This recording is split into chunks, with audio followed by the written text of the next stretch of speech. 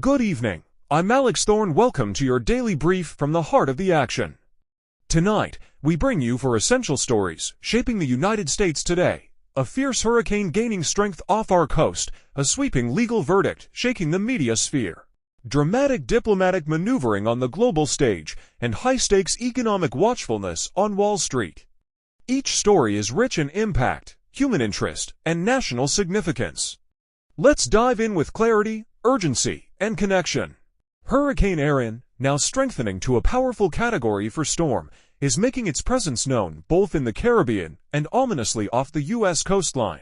Initially born out of tropical conditions, Erin has intensified rapidly, upending earlier projections and prompting heightened alarms among meteorologists and emergency officials.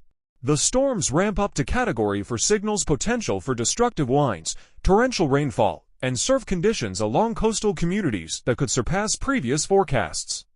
As Erin's eye ominously approaches U.S. shores, authorities are urging coastal residents from Florida to the Carolinas to prepare for life-threatening rip currents, surf surges, and potential evacuations. Surf authorities warn that even areas not directly hit by the hurricane may experience dangerous sea conditions.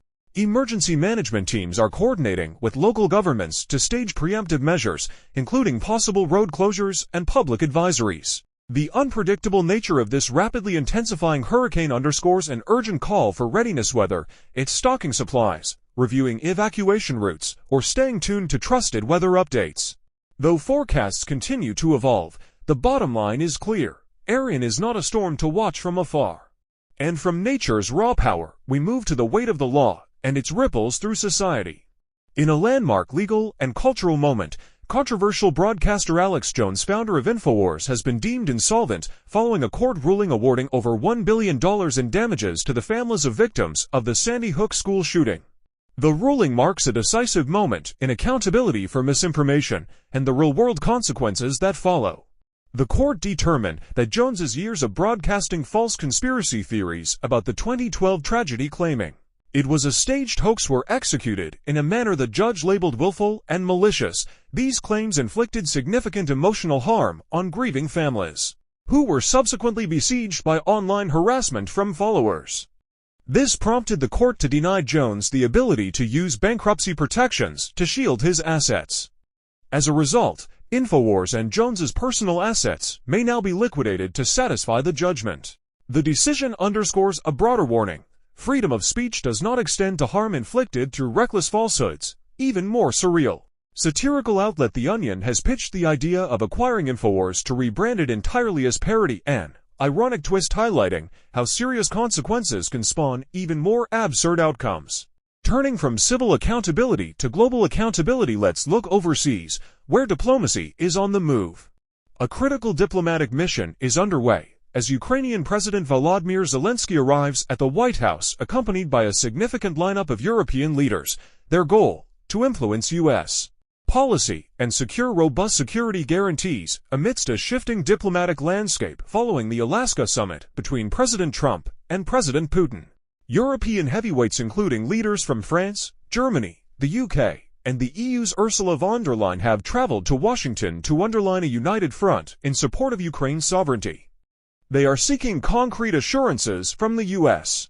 to protect Ukraine, especially since Trump shifted his stance, moving from demanding a ceasefire first to advocating for a peace agreement that raises concerns about potential territorial concessions. Amid these tensions, U.S. Secretary of State Marco Rubio has emphasized that European involvement is part of joint coordination and rejected claims that their presence is to shield Zelenskyy from Trump. Instead, Rubio insists it reflects shared commitment to structured negotiations. This convergence of transatlantic voices at the White House underscores both the stakes of the Ukraine crisis and the fragility of alliances in a time of shifting strategic priorities. The world watches as these high-powered negotiations unfold, from pressing sums in international peace to pressing numbers on the stock exchange.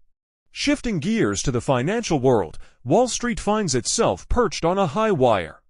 The S&P 500 index hovers near all-time highs, tantalizing investors with promises of continued gains, yet stirring questions about market sustainability amid economic uncertainty.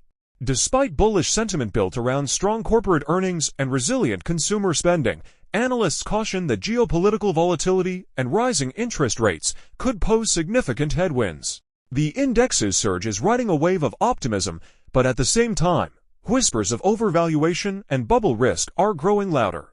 Complicating the picture are global developments, such as unsettled diplomatic meetings and natural disasters, that could quickly shift investor sentiment. Traders are closely watching economic indicators and central bank signals, assessing whether to lock in gains or brace for a pullback. For everyday investors, this means balancing optimism with prudence, reviewing portfolios, considering diversification, and staying vigilant for volatility. Markets may thrill and they may chill, all within the span of a trading session. That's our view of the day's top stories: a storm gaining momentum, justice meting out consequences, strategic diplomacy in motion, and markets teetering at new heights. Each thread underscores this moment in time: climate risks growing in scale, accountability catching up, alliances reshaping, and economic optimism flickering with caution. I'm Alex Thorne, bringing you today's headlines with